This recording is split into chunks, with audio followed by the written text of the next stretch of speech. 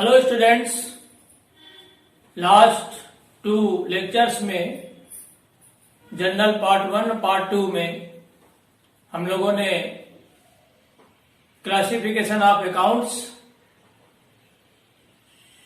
Traditional approach और modern approach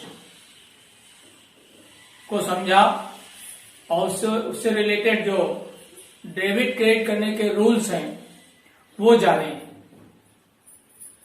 आइए इस वीडियो में जो उसका प्रैक्टिकल एप्लीकेशन है उन रूल्स का, कैसे जर्नल एंट्री करते समय उन रूल्स को अप्लाई करते हैं ये समझते हैं। तो जर्नल को की एंट्री पास करने के लिए सबसे पहले जर्नल का जो फॉर्मेट है वो हमें पता होना चाहिए। तो पहले आइए फॉर्मेट को समझ लेते हैं। ये फॉर्मेट मैंने पहले से बना दिया है, टाइम बच जाए जिससे। तो इसमें कहाँ क्या लिखा जाता है वो मैं आपको बताता हूं। सबसे पहले डेट का कॉलम होता है, ये आपको अपनी नोटबुक में ड्रा करना पड़ेगा इस तरह से। डेट पहला कॉलम, फिर होता है पर्टिकुलर्स,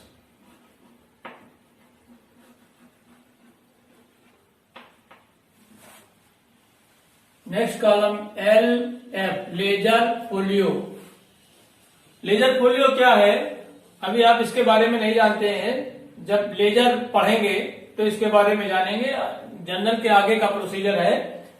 इसका मतलब ये होता है लेजर माने लेजर जो फोलियो माने पेज, लेजर के किस पेज पर ये एंट्री पोस्ट की, क्योंकि जर्नल से लेजर में पोस्टिंग की जाती है तो वो नंबर यहाँ पेज नंबर यहाँ डाल दी जाता। अभी उससे आपको मतलब नहीं है, प्रैक्टिकली इसका यूज नहीं होगा, लेकिन कॉलम में बता दिया आपको कि यहाँ वो पेज नंबर डाल दिया जाता है। इसके बाद फिर अमाउंट है, ये रुपीस और ये पैसे। इसी तरह से ये भी अमाउंट है, ये रुपीस और ये पैसे।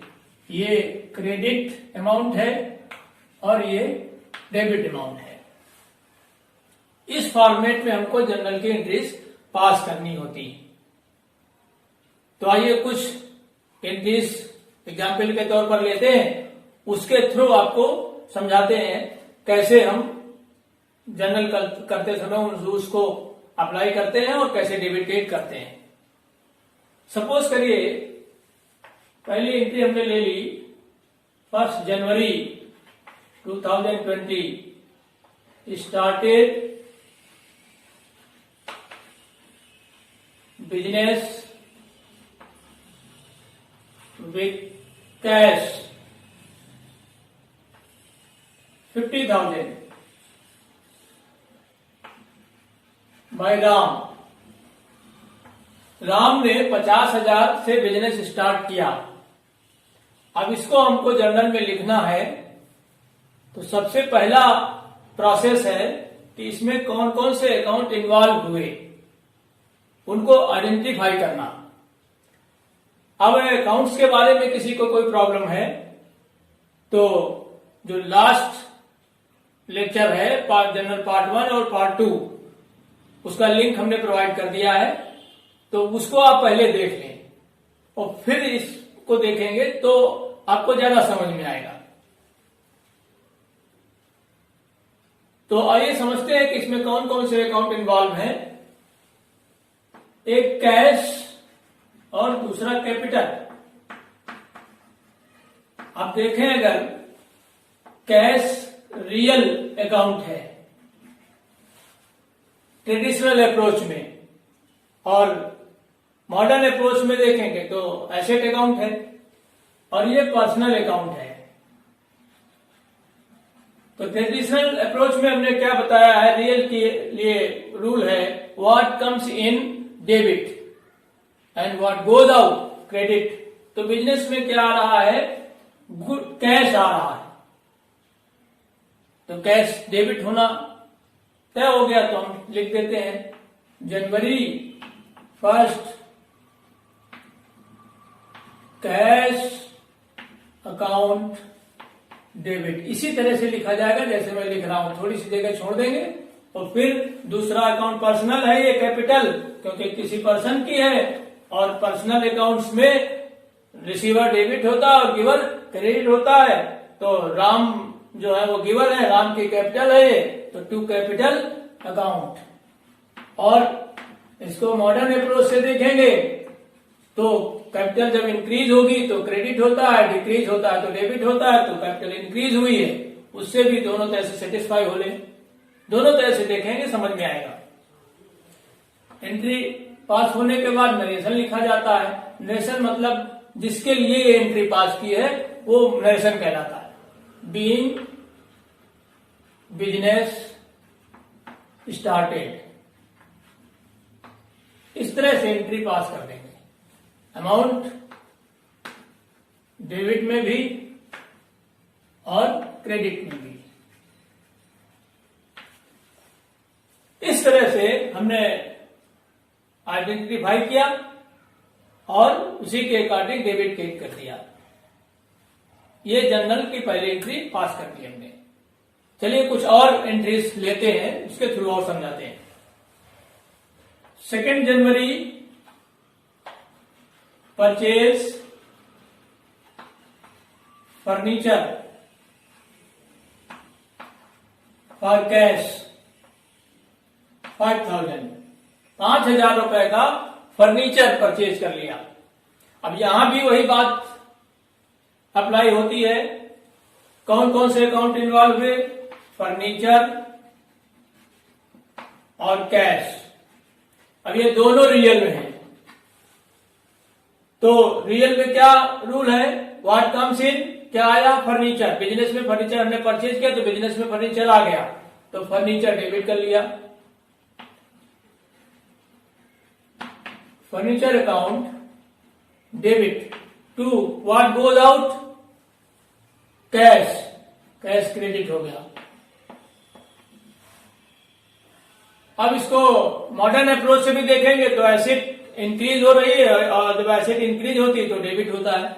और एक चीज अगर तय हो गई कि ये डेबिट क्रेडिट हो रहा है तो दूसरा अकाउंट अपने आप वही होता है, तो अमाउंट उसको भर देते हैं 5,000।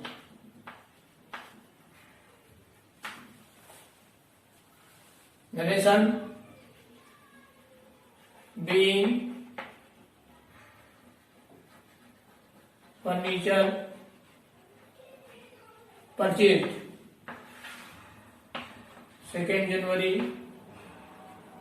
एंट्री पास हो गई। चलिए और एंट्री कुछ लेते हैं। 10 जनवरी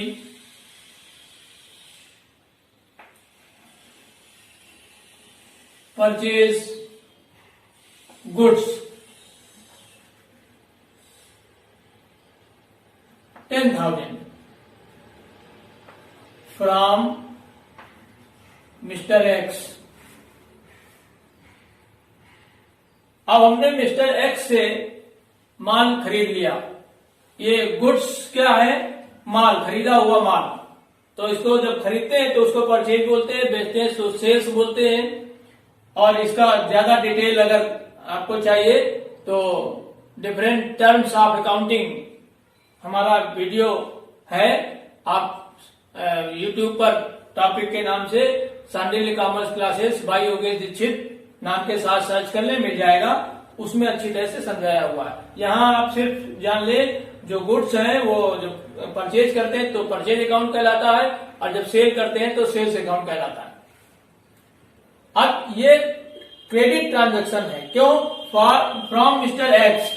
अगर इसमें फ्रॉम मिस्टर एक्स न लिखा होता और ये लिखा होता परचेज गुड्स 10,000 फॉर कैश तो ये कैश ट्रांजैक्शन होता।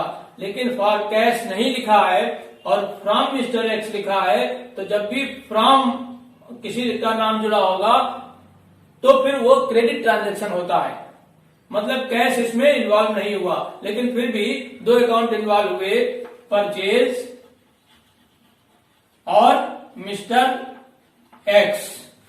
तो ये देखिए ये पर्सनल अकाउंट है और ये मॉडर्न अप्रोच से एक्सपेंस है और ट्रेडिशनल अप्रोच में स्टॉक इंक्रीज हो रहा है तो जब एसेट स्टॉक इंक्रीज होगा तो डेबिट होगा, व्हाट कम्स इन थ्योरी से भी डेबिट होगा, और अगर मॉडर्न अप्रोच से देखेंगे तो परचेज एक्सपेंस है, उसमें तो एक्सपेंस जब भी इंक्रीज होते तो डेबिट होते हैं।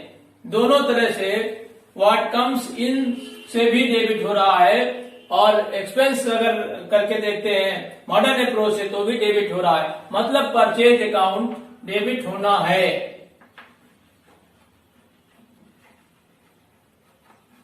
परचेज अकाउंट डेबिट, और ये पर्सनल अकाउंट है तो परचेज अगर हमने किया है इनसे तो इनको कुछ चुकाना होगा, लायबिलिटी इंक्रीज करेगी, जब लायबिलिटी इंक्रीज होती है तो वो क्रेडिट होती है।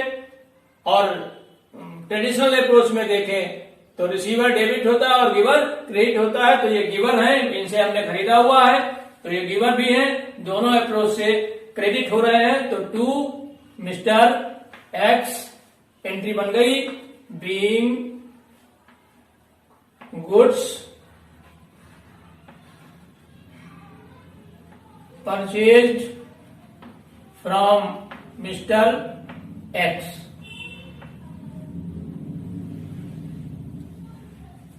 रुपीज 10,000।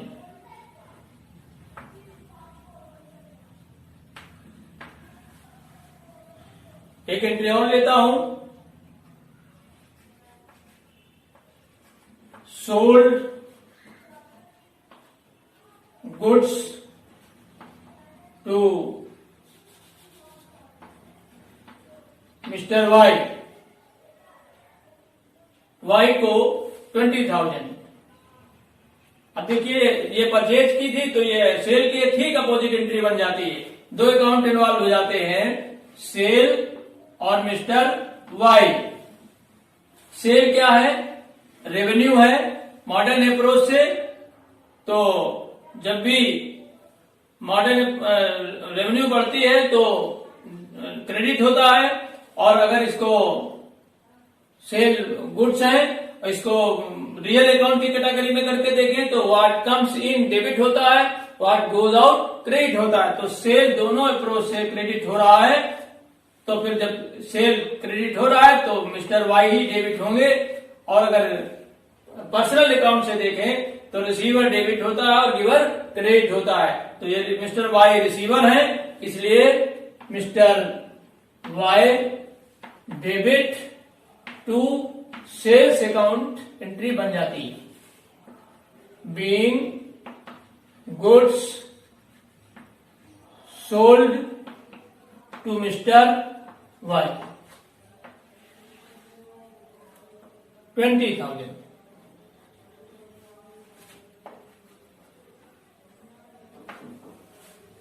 ये एंट्री बनके तैयार हो गई। एक एंट्री और लेता हूं, पेड 31 जनवरी, पेड सैलरी 2,000, सैलरी पेमेंट की। अब सैलरी अकाउंट इन्वॉल्व हुआ और कैश अकाउंट इन्वॉल्व हुआ। सैलरी एक्सपेंस है, एक्सपेंस इंक्रीज करते हैं, डेबिट होता है। अगर ट्रेडिशनल अप्रोच में लेते हैं तो all expenses and losses debit होते हैं, मतलब सैलरी का डेबिट होना तय है। तो सैलरी अकाउंट डेबिट टू, क्या दे रहे हैं सैलरी में, क्या जाएगा, कैश आउटगोइंग है, और आउटगोइंग हमेशा क्रेडिट होती है, cash account being salary paid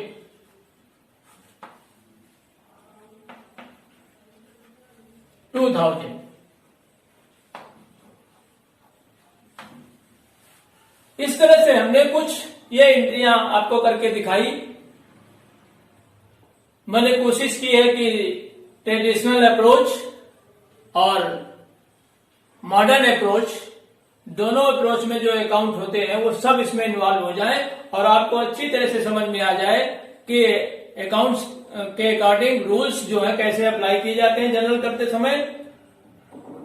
और आई थिंक आपको समझ में आ गया होगा कैसे हम इनको अप्लाई करते हैं और कैसे डेबिट क्रेडिट डिसाइड करते हैं, क्या डेबिट होगा क्या क्रेडिट होता है और कैसे लिखा जाता है जनरल के फॉर्मेट में। एक बहुत चीज महत्वपूर्ण रह गई है जो बहुत इंपॉर्टेंट है, अक्सर लोग छोड़ देते हैं। जनरल लिखा है और ये मिस्टर राम का जनरल है, तो on the behalf of mister Ram हम ये एंट्रीज पास कर रहे हैं। तो general entries in the books of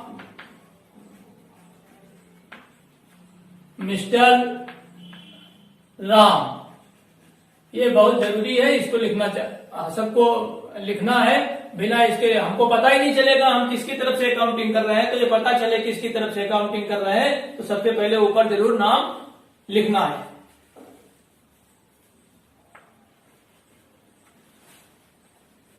तो आई थिंक आपको समझ में आ गया होगा, लेकिन फिर भी अगर कोई प्रॉब्लम रह जाती है तो कमेंट बॉक्स में लिखिए, हम उसको अगले वीडियो में सॉल्व करने की कोशिश करेंगे।